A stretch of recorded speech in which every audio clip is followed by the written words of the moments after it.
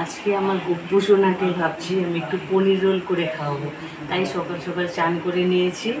এখন পনির রোলটা বানাবো আমি আর গপ্পুকে খাওয়াবো, সবটাই আমি দেখাবো। প্রথমে আমি ময়দাটাকে একটু ঘি, একটু লবণ, একটু চিনি দিয়ে ভালো করে ময়ান দিয়ে মেখে নিয়েছি। টমেটো আর ক্যাপসিকাম লম্বা লম্বা করে কেটে নিয়েছি। পনিরগুলো টুকরো টুকরো করে কেটে নিয়েছি। পনিরটাকে ম্যারিনেট করে নিব। একটা গামলার মধ্যে পনিরটা নিয়ে নিয়েছি, তারপরে দই দিয়ে দিলাম, হলুদ গুঁড়ো দিয়ে দিব, জিরে গুঁড়ো দিয়ে দিব, এরপরে লঙ্কা গুঁড়োটা দিয়ে দিব, ধনে গুঁড়ো দিয়ে দিব, তারপর গরম মশলা গুঁড়ো দিয়ে দিব, সব শেষে লবণ দিয়ে ভালো করে আমি পনিরগুলোকে মেখে নিব। 5 মিনিটের জন্য ঢেকে রেখে দিব। আমি একটা কড়ার মধ্যে অল্প সাদা তেল দিয়ে দিব। তেলটা গরম হয়ে গেছে। আমি যে ক্যাপসিকামগুলো কেটে রেখেছিলাম ওটা তেলের মধ্যে দিয়ে দিব, দিয়ে অল্প ভেজে নিব। আর ভাজতে ভাজতে মনে হচ্ছিল যে পুরনো দিনে কাঁসার কড়াইতে যে ঠাকুমা মারা রান্না করতো, খুব ভালো লাগতো দেখে। এখনও আমি করছি, আমারও খুব ভালো লাগছে পিতলের কড়াইতে রান্না করতে। তো দেখি, তারপরে টমেটো কুচিটা দিয়ে দিব, দিয়ে একটু নেড়ে নিব। টমেটো আর ক্যাপসিকামটা একটু ভালো করে ভেজে নিয়েছি। এখন পনিরটাকে যে মেখে রেখেছিলাম, পনিরটা দিয়ে দিব কড়ার মধ্যে, দিয়ে একটু নেড়ে নিব।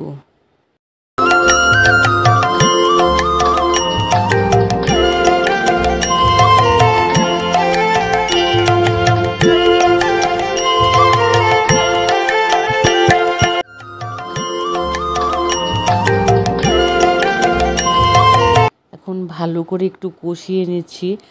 এটা কষাতে কষাতেই রান্নাটা হবে, জল দেওয়া যাবে না, সেই জন্য কষিয়ে নিচ্ছি ভালো করে। এখন অল্প চিনি দিয়ে নাড়িয়ে চাড়িয়ে নামিয়ে নিব।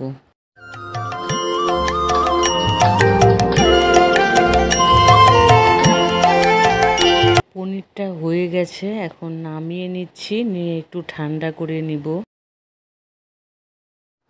ময়দাটা যে মেখে রেখেছিলাম, এখন পরোটাগুলো বানিয়ে নিব। প্রথমে রুটি একটা বেলে নিব।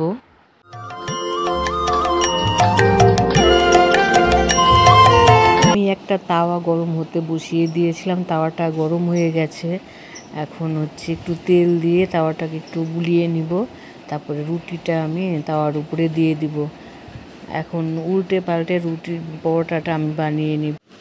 পরোটাটা আমি উল্টে পাল্টে একটু বাদামি কালার হয়ে গেলে নামিয়ে নিব। আর পরোটাটা আমার এখন হয়েই গেছে মোটামুটি, আর একটু ভেজে নিব, তারপরে পরোটাকে আমি নামিয়ে নিব। পরোটাগুলো সব রেডি হয়ে গেছে। আমার রান্নাটা হয়ে গেছে, সব কিছু করে নিয়েছি, এখন রোলটা আমি বানাবো। আমি একটা পরোটা একটা থালায় নিয়ে নিচ্ছি। আমি যে পনিরটা বানিয়ে রেখেছিলাম সেটা রুটির মাঝ বরাবর দিয়ে দিব পনিরটা।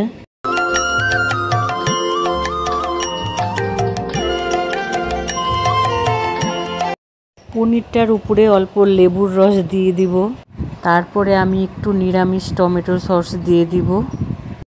এখন আমি রোলটা করে নিচ্ছি।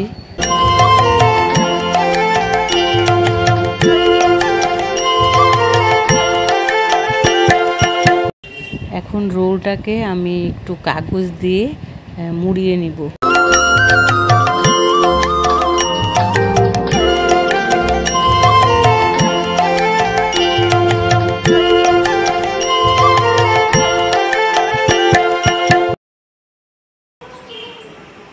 আমার রোলগুলো বানানো হয়ে গেছে, এখন আমার গপ্পু সোনাকে দিব।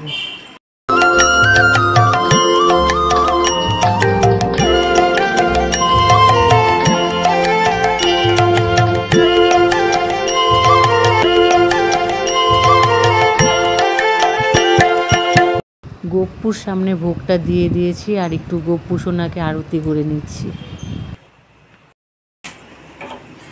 গপ্পু সোনা, আসো আসো সোনা, তোমাকে আমি কোলে বসিয়ে রোল খাওয়াবো।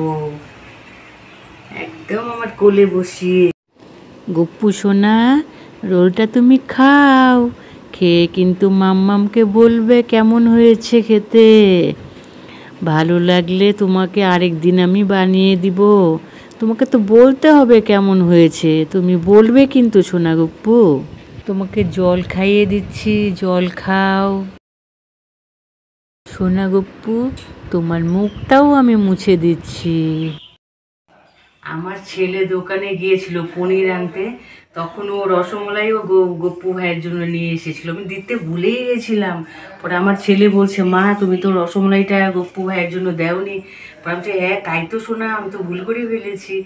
তারপরে গপ্পুকে আবার দিলাম হচ্ছে এই রসমালাইটা।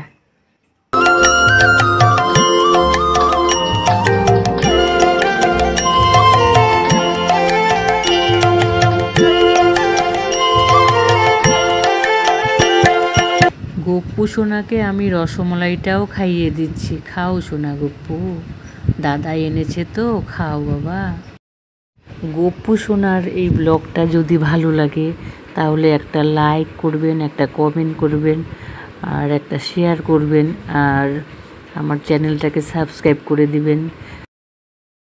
খুব তাড়াতাড়ি দেখা হচ্ছে আরেকটা কোনো নতুন ব্লগে। ততদিন আপনারা সবাই ভালো থাকবেন, সুস্থ থাকবেন। টাটা।